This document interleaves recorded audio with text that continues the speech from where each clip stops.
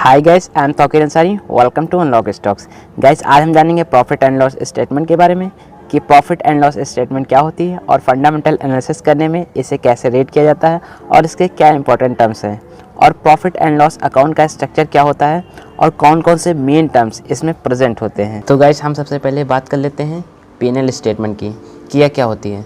तो profit and loss statement किसी company की वो स्टेटमेंट होती है जो कि कंपनी की टोटल रेवेन्यू और टोटल कॉस्ट और एक्सपेंसेस को डिनोट करती है एक स्पेसिफिक टाइम पीरियड तक।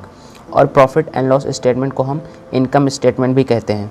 और इस फाइनेंशियल स्टेटमेंट को हर पब्लिक कंपनी क्वार्टरली और एनुअली बैलेंस शीट स्टेटमेंट और कैश फ्लो स्टेटमेंट के साथ रिलीज़ करती है। और profit and loss statement generally हमें कंपनी की 1 साल या 6 महीने की परफॉर्मेंस दिखाती हैं कि पर्टिकुलर 1 साल में कंपनी ने क्या किया है।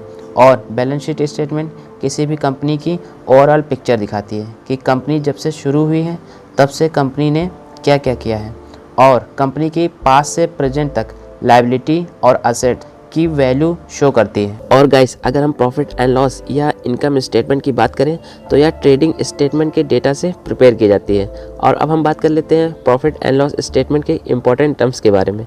तो गाइस, हम प्रॉफिट एंड लॉस स्टेटमेंट को एक एग्जांपल से समझ लेते हैं और एक कंपनी के P&L अकाउंट को देख लेते हैं, जिसमें हम इनकम वाले सेक्शन के फर्स्ट टर्म को देख लेते हैं जो कि है रेवेन्यू फ्रॉम ऑपरेशंस। गैस, यह कंपनी की वो रेवेन्यू होती है जो कि कंपनी के कोर बिजनेस से आती है।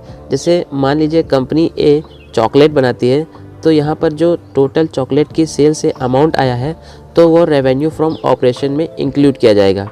और यह किसी भी बिज़नेस की कोर इनकम होती है। कोई भी बिज़नेस हो जो उसकी गुड्स या सर्विसेज की सेल होती है वह उसकी प्राइमरी इनकम होती है और उसे हम रेवेन्यू फ्रॉम ऑपरेशन वाले टर्म में इंक्लूड करते हैं। और इसके बाद इनकम वाले सेक्शन में जो दूसरा टर्म है वो है अदर इनकम।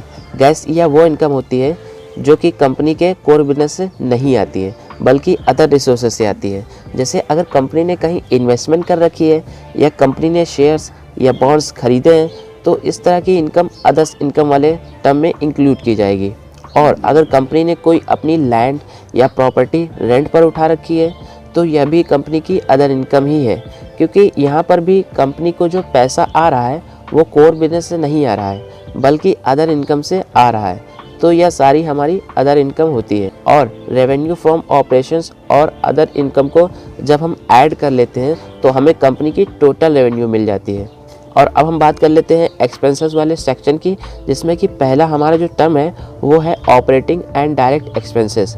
गैस, या किसी कंपनी के वो एक्सपेंसेस होते हैं जो कि कंपनी अपने गुड्स या सर्विसेज को बनाने में करती है। जैसे मान लीजिए कि कोई कंपनी स्लीपर बनाती है तो स्लीपर बनाने के लिए कंपनी को कुछ रॉ मटेरियल चाहिए। तो इस तरह रॉ मटेरियल को बाई करने में जो कंपनी पैसा लगाएगी वो सब डायरेक्ट एक्सपेंसेस में इंक्लूड किया जाएगा।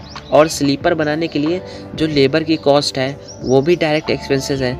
तो मतलब जो भी एक्सपेंसेस प्रोडक्ट के प्रोडक्शन से जुड़े हैं वो सभी डायरेक्ट एक्सपेंसेस हैं।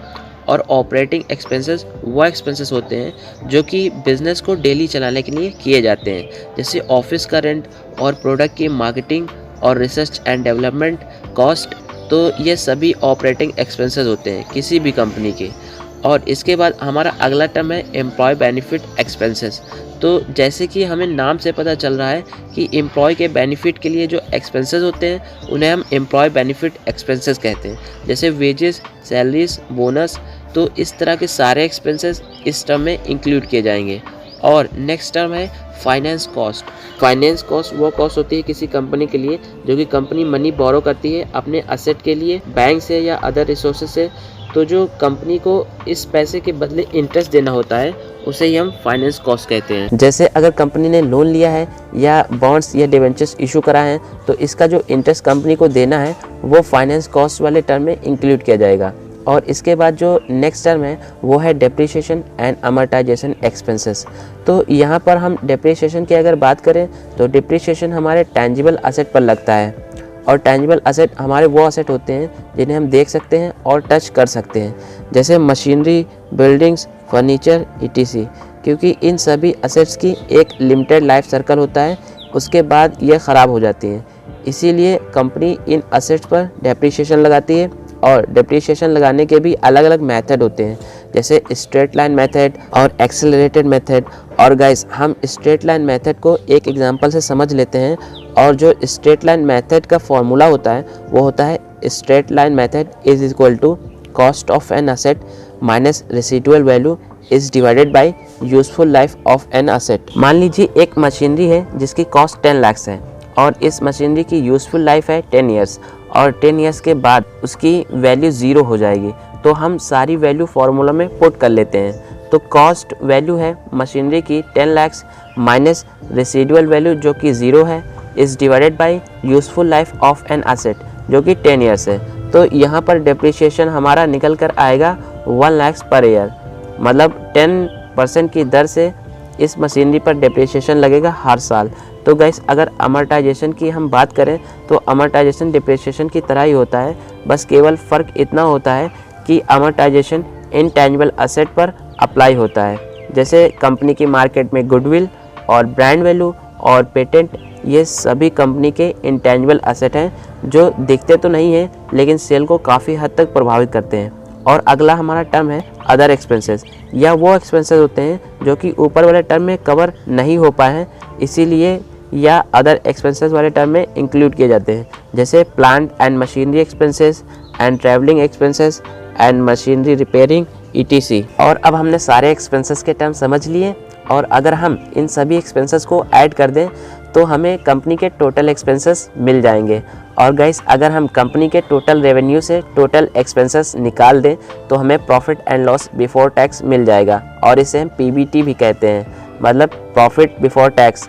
और अगर हम PBT मतलब प्रॉफिट बिफोर टैक्स में से टैक्स भी निकाल दें तब हमें प्रॉफिट आफ्टर टैक्स मिल जाएगा, जिसे हम पैट भी कहते हैं, और यह P&L अकाउंट की लास्ट एंट्री होती है। तो गाइस आज हमने प्रॉफिट एंड लॉस स्टेटमेंट को जाना और इसके सारे टर्म्स देखे और इसके स्ट्रक्चर को समझा, जो कि हमारे लिए बहुत इंपॉर्टेंट है। तो गाइस आज के लिए इतना ही, हम मिलेंगे नेक्स्ट वीडियो में फिर से। सब्सक्राइब करिए हमारे चैनल को और बेल आइकन को प्रेस करिए ताकि ऐसी ही इंफॉर्मेटिव वीडियोस आपको मिलती रहें। Thanks for watching.